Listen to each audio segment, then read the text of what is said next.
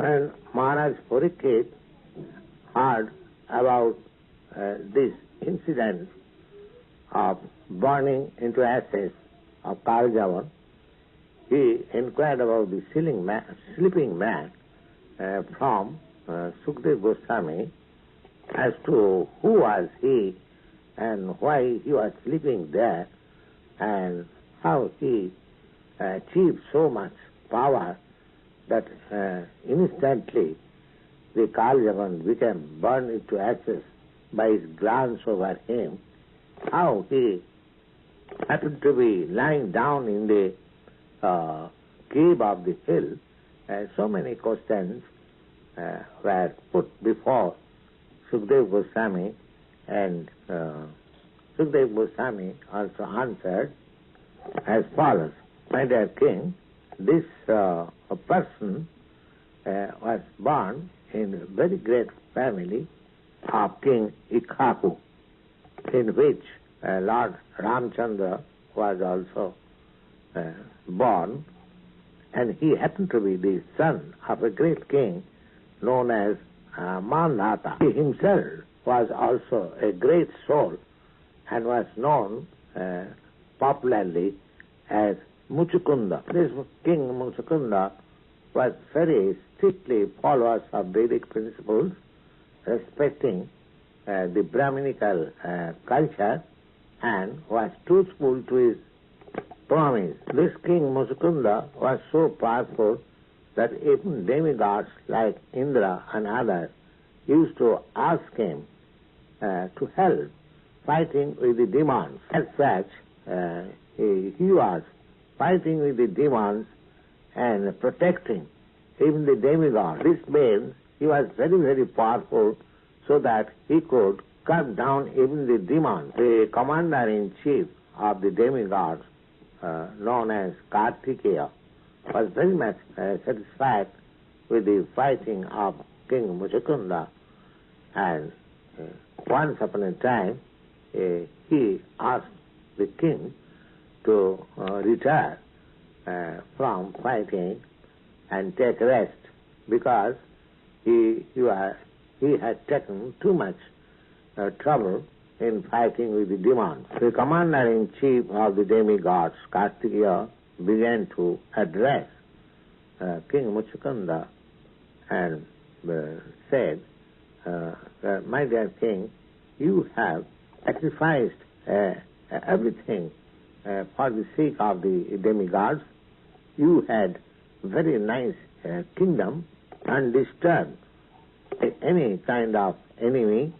You left that kingdom, you neglected your opulence and possession, and you never cared for fulfillment of your personal ambition. Due to your long absence from your kingdom in the matter of fighting with the demons on behalf of the demigods, your queen, your children, your relatives, your ministers all have passed away in due course of time, because time and tide wait for no man. Now, even if you return to your home, you will find nobody is living there. The influence of time is very strong, so all your relatives, sons and others, they have passed away in due course of time. Time is so strong and powerful because it is representative of the Supreme Personality of Godhead. Time is therefore stronger than the strongest,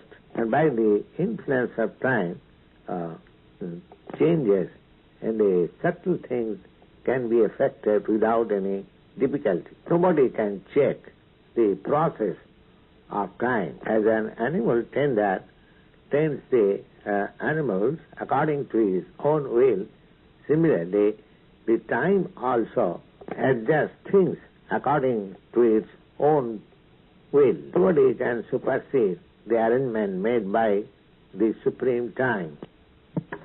Demigod Kartikeya, thus addressing him fully, requested him to ask for any kind of benediction he may be pleased with, accepting the benediction of liberation, because liberation could not be awarded by any living entity except by the Supreme Personality of Godhead, Viṣṇu. Therefore, the another name of Lord Viṣṇu or Krishna is Mukunda, who can award liberation. This king, Mucukunda, was not sleeping for many, many years. He was engaged in the duty of fighting, and therefore he was very, very tired. So when he was offered by the demigod to take some benediction, he simply thought of sleeping. So he replied as follows: "My dear, the best of the demigods, I want to sleep now, and I want this benediction from you that anyone who tries to disturb my sleeping and awaken me untimely would be immediately burnt into ashes on my looking upon him. Please give me this benediction." The demigod also gave him the benediction in order to take complete rest. And the king Mucukunda entered into the cave of the mountain. So on the strength of this benediction, the Kālayavana was burnt into ashes simply by glancing over him by Mucukunda. And when the incident was over, at that time Krishna came before him. Actually, Krishna entered the cave to deliver the king Mucukunda for his austerity. But he did not first appear before him. He pushed on the Kālayavana before his awakening. That is the way of activities of the Supreme Personality of Godhead. He does one thing, but by acting such one thing, many other purposes are served. Actually, he wanted to deliver this king, Mucukunda, who was sleeping in the cave. At the same time, he wanted to kill this Kālayavana who attacked the Mathura city. So, by this action, he served all purposes. When Lord Krishna appeared before Mucukunda, the king saw him dressed in yellow colored garments, and his chest marked with the symbol of Śrīvatsa and Kaustubha. Jewel Kaustubha was hanging on his neck.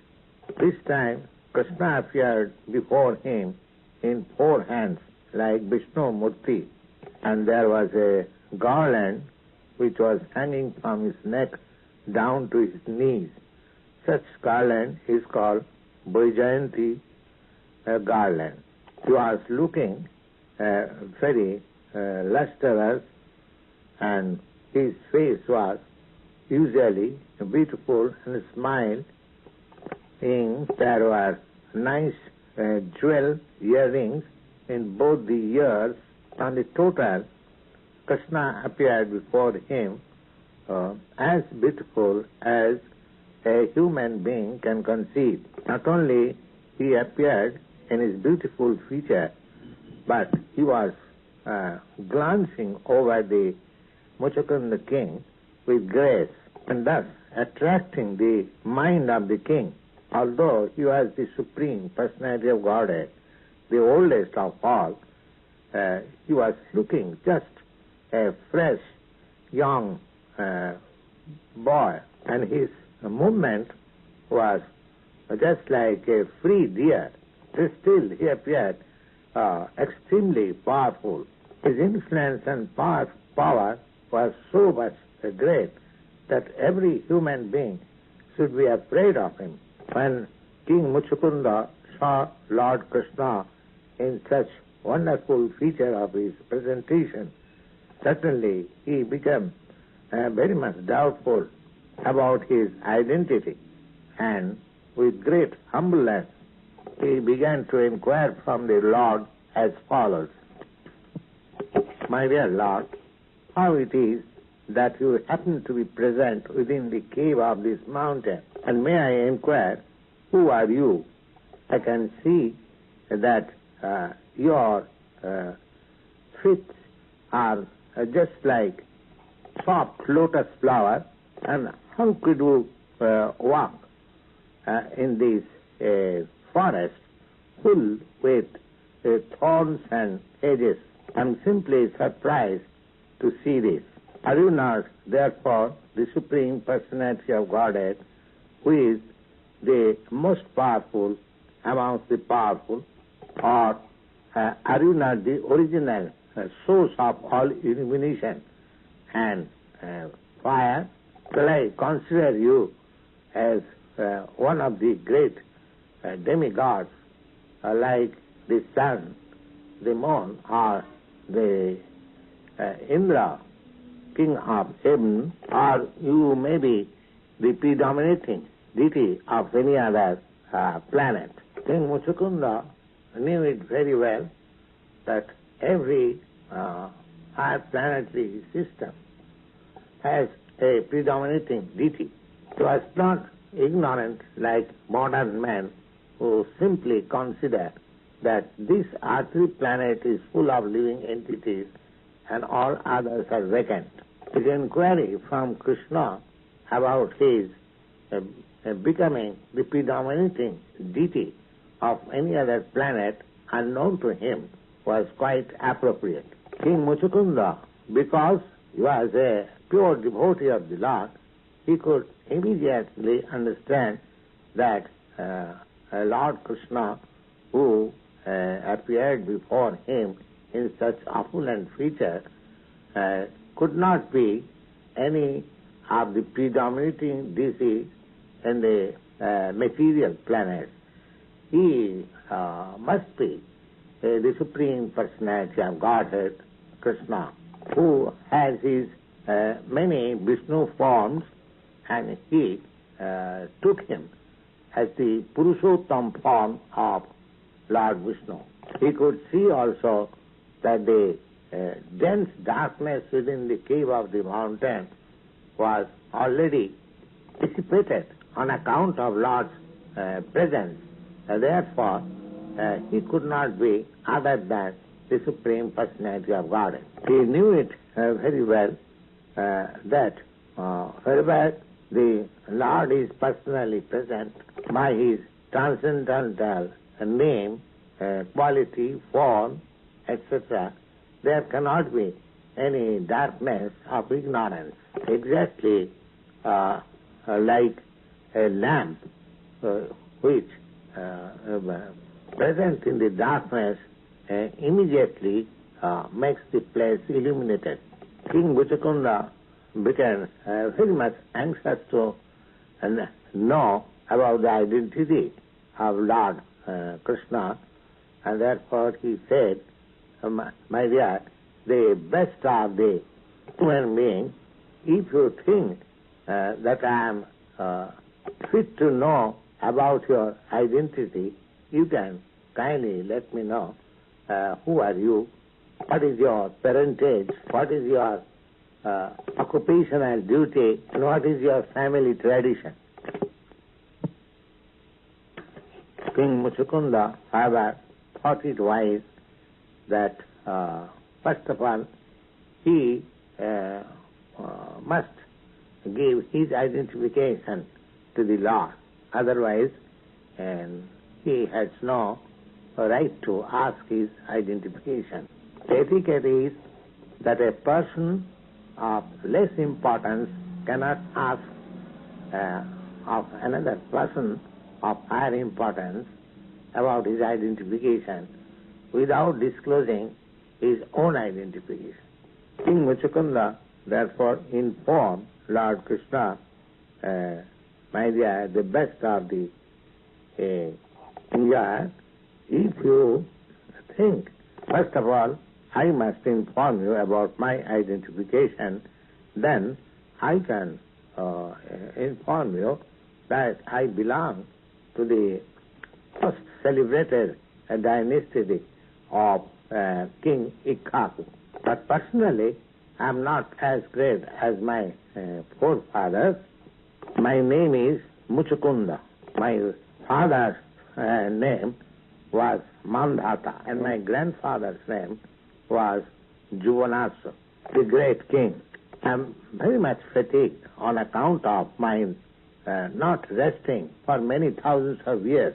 And on account of this, all my limbs of the body have become almost incapable to act and slacken. In order to revive my energy, I was taking rest in this solitary forest. But presently, I have been awakened by some unknown man who has forced me to wake up, although I was not willing to do so. And for this offensive act of the person, he has become burned into ashes simply on my glancing over him. After this incident, fortunately, I can see you in your such grand and beautiful features. I think therefore that you are the cause of killing my enemy. My dear Lord, I must admit, due to your effulgence of the body, unbearable to my eyes, I cannot see you properly. I can fully realize that by the influence of your effulgence, my powerful potency has sufficiently been diminished. I can understand that you are quite fit for being worshipped by all living entities. And King Mucukunda was thus very much anxious to know about the identity of Lord Krishna.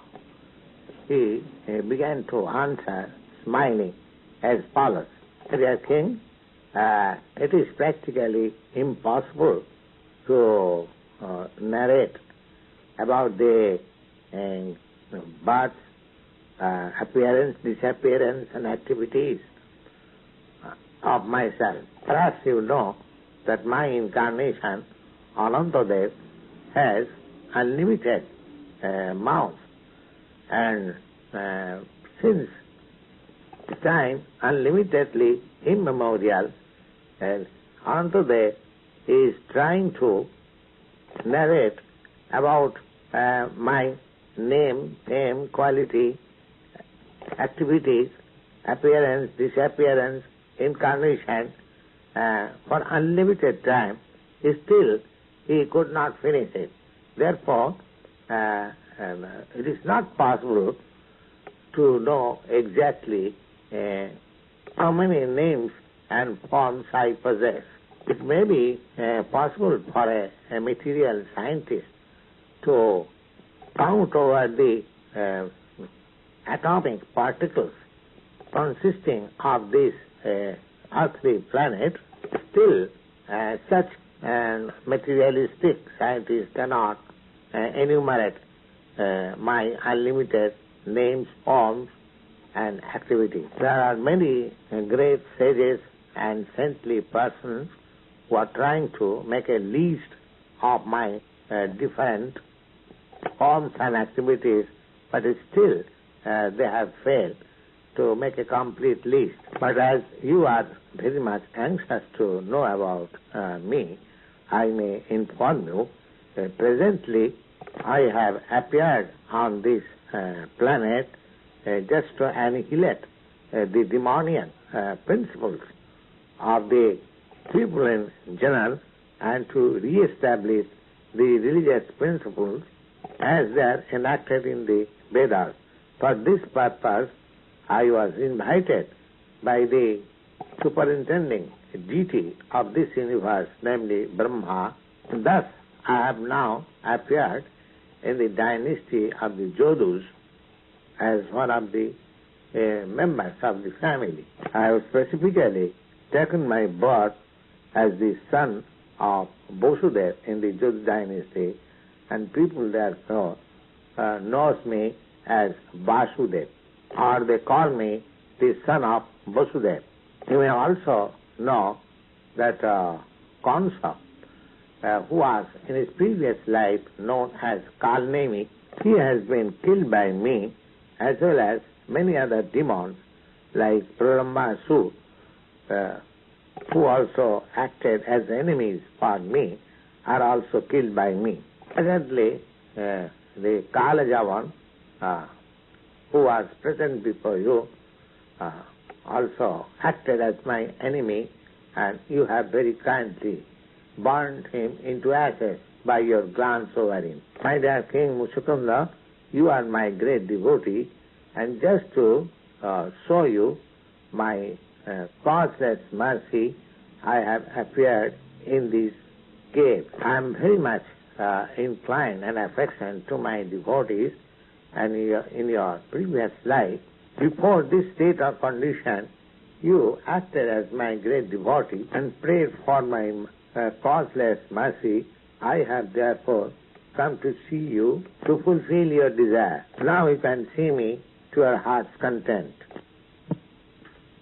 My dear King, now you can ask from me any benediction that you may desire, and I am prepared to fulfill your desire.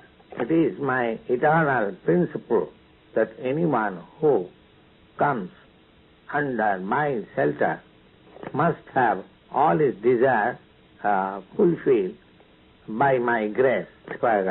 When Lord Krishna ordered King Mucukunda to ask benediction from him, at that time he became too much engladdened, and he immediately remembered the prediction of Garga Muni, who had foretold long before that on the 28th millennium of Vaivasvata Manu, Lord Krishna would appear on this planet. As soon as he remembered this foretelling, he could understand that before him, the Supreme Personality, Nārada, as Lord Krishna, was present. Therefore, he immediately fell down on his lotus feet and began to pray as follows. My dear Lord, the Supreme Personality of Godhead, I can understand that all living entities on this planet are illusioned by your external energy, and they are very much enamored by the illusory satisfaction of sense gratification. Being fully engaged in such activities, they are reluctant to worship your lotus feet, and because they are unaware of the benefit of surrendering unto your lotus feet, they are subjected to various kinds of miserable condition of material existence. They are foolishly attached to this so-called society, friendship and love, which simply produces different kinds of miserable conditions. Thus being illusioned by your external energy, either man or woman, everyone is attached to this material existence, and all of them are engaged in the business of cheating one another, so that it is nothing but a great society of the cheaters and the cheated. These foolish persons do not know how much fortunately they have obtained this human form of life, and still they are reluctant in the matter of worshipping your lotus feet. By the influence of your external energy, they are simply attached to the glamour of material activities. Thus, they are attached to so-called society, friendship and love, as if one animal has fallen to the dark well without any knowledge. The example of dark well is given here because in the field there are many wells not used for many years, and it has been covered by grass over it. And the poor animals, without knowing that there is a well, they fall down in it and without being delivered become forced to die within the well. The idea is that the animals, simply being captivated for a few blades of grass, fall in such dark well and die. Similarly, foolish persons in the human form of life, without knowing its importance, simply for the matter of sense gratification, they spoil the whole life and after all die unnecessarily, without any useful purpose. My dear Lord Ajit, I am also not an exception to this universal law of material nature. I am also one of those foolish persons who have wasted their time for nothing. On the contrary, my position was still more difficult. Others, on account of my being situated in royal order, I was still more puffed up than ordinary person. An ordinary man thinks of becoming a proprietor of his body, of his family. But I began to think in the same way, but in a large scale. I wanted to be the master of the whole world. And as I became absorbed in this idea of sense gratification, my bodily concept of life became more and more strong. On account of my bodily concept being very strong, my attachment for home, for wife, for children, for money, and for supremacy over the world became more and more acute, which had no limitation, and I remained always attached to such thoughts of living condition. Therefore, my dear Lord, I have wasted so much valuable time of my life without any benefit. My bodily concept of life being strengthened, I began to think of this material body, which is just like a pot or a bag, was identified to become the king of the human society. And with this bodily concept of life, I began to travel all over the world, accompanied by my soldiers, charioteers, elephants, horses, all four kinds of military strength, assisted by many commander-in-chiefs, and being puffed up in this way, I could not trace out your Lordship, who is always sitting within my heart as the most intimate friend. I did not care for you, and this is possible only due to the fault of my exalted material condition of life. I think, like me, all living creatures are careless about spiritual realization and is in full anxiety, always thinking what to do, what is next. On the other side, we are strongly driven by material desires, therefore continue to remain in craziness. But in spite of our being so absorbed in material thoughts, the inevitable time, which is representative of your Lordship, or the inevitable time is yourself only, is always careful about his duty, and as soon as the time is over, it immediately ends all our activities of material dream. Exactly like the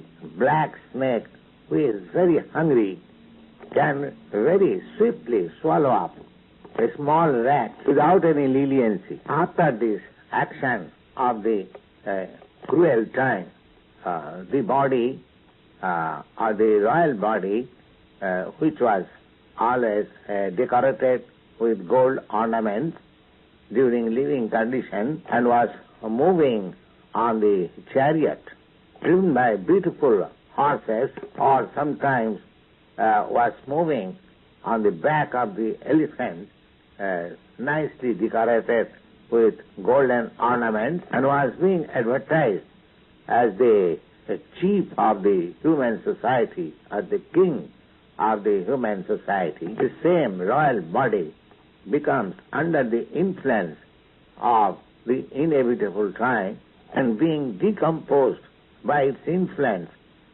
become fit for being eaten up by moths and insects, or turned into ashes or stool of some animal. The idea is that this beautiful body, which may be recognized during living condition as the royal body, after death becomes eaten by some animal, and therefore turns into stool, or if it is cremated in the burning place, crematorium, it turns into ashes, or if it is put into the earthly grave, different kinds of moths and insects are produced out of it. My dear Lord, it is not that only after death we become under the full control of the inevitable time, but also while living we are controlled by the same time in a different way. For example, as we are very powerful kings, but still after conquering over the world, when we come home, we become subjected to so many material conditions. Maybe that when we come back, being victorious over all the world, all subordinate kings, they come and offer their respect before us. But as soon as I enter into the inner section of my palace, this same myself becomes an instrument in the hands of the queens. For sense gratification, sometimes I have to fall down on the feet of the woman. The material way of life is so complicated that before enjoyment of material life, one has to work so hard that scarcely there is opportunity of enjoying peaceful condition of material facilities. One has to undergo severe austerities and penances for being elevated to the heavenly condition of life. This way, when one gets the opportunity of taking birth in very rich family or royal family, then even in that condition also, he is always anxious to maintain the status quo and prepares for the next life the performance of various kinds of sacrifices and distribution of charities. So even in the royal condition of life, one is not only full of anxieties on account of monarchical administration, but also anxiety of being elevated to heavenly planets. It is very difficult, therefore, to get out of the material entanglement, but somehow or other, if sometimes one is favored by you, by your mercy only, one is given opportunity to associate with pure devotee. That is the beginning point of liberation from the entangle of material condition of life. And dear Lord, simply by the association of pure devotees only, one is able to approach your Lordship, who is the supreme controller of both material and spiritual existence. You are the supreme goal of all pure devotees.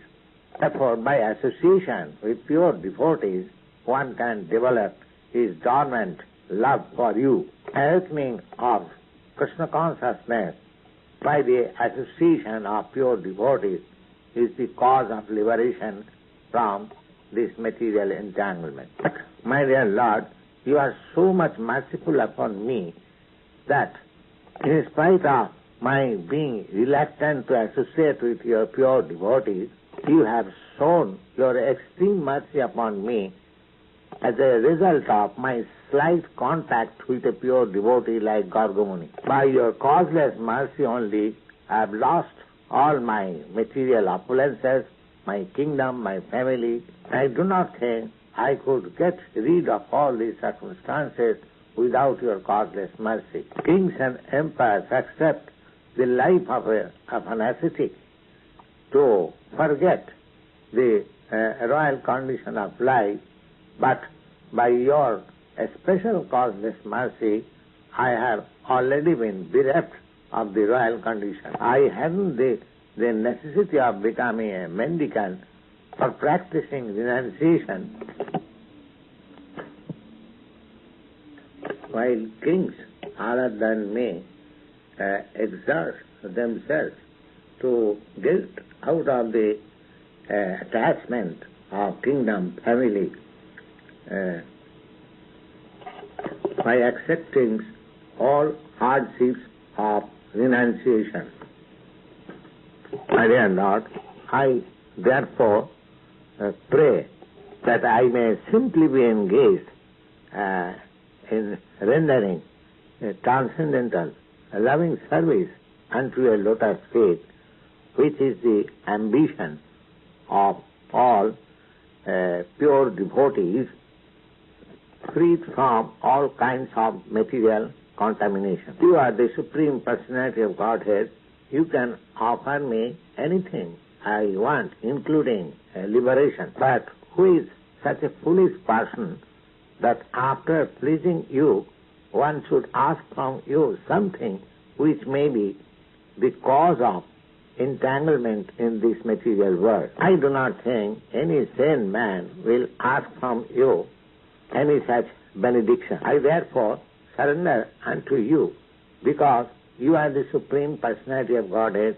You are the Super Soul living in everyone's heart, and you are the impersonal Brahma, effulgence.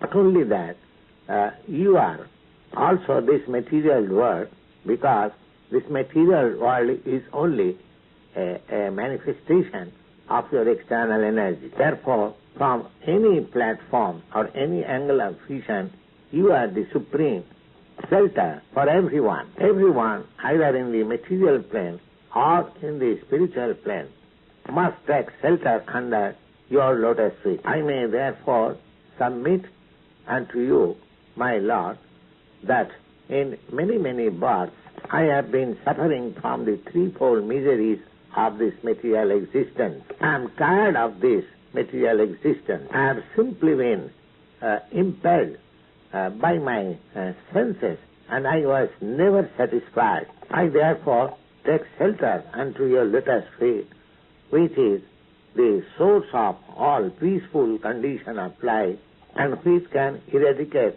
all kinds of lamentation due to material contamination. My dear Lord, you are the super soul of everyone. You can understand everything.